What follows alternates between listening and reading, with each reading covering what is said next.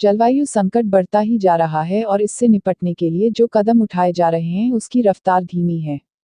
इस चुनौती के बीच दुबई में आयोजित 28वीं संयुक्त राष्ट्र जलवायु परिवर्तन शिखर वार्ता काफी महत्वपूर्ण है।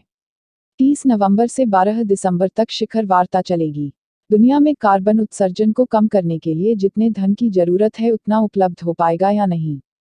2020 तक विकासशील देशों को $100 अरब प्रतिवर्ष सहायता मुहैया कराई जानी थी, लेकिन यह कभी हो नहीं पाया।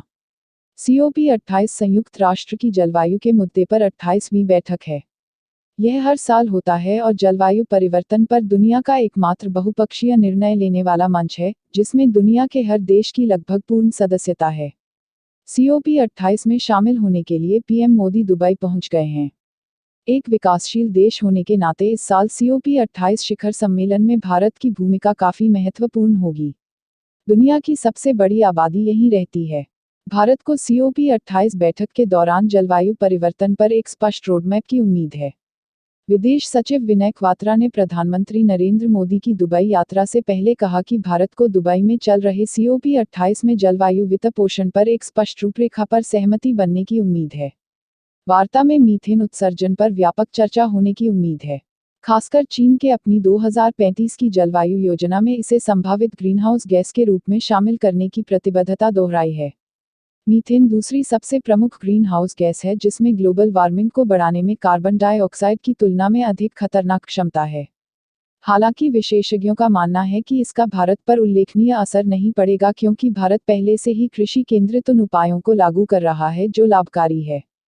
EU और अमेरिका ने संयुक्त रूप से 2020 के स्तर की तुलना में 2030 तक दुनिया भर में मीथेन उत्सर्जन को 30% तक कम करने के लिए 2021 में वैश्विक मीथेन संकल्प शुरू किया था।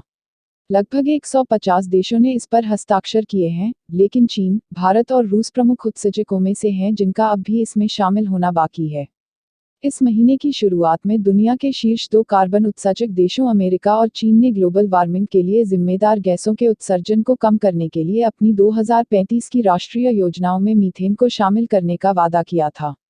भारत वर्तमान में फसलों के विविधीकरण पर ध्यान दे रहा है और धान के बजाय मोटे अनाज का उत्पादन कर रहा है, जिससे मीथेन के उत्सर्जन में कमी लाने में मदद मिल सकती है।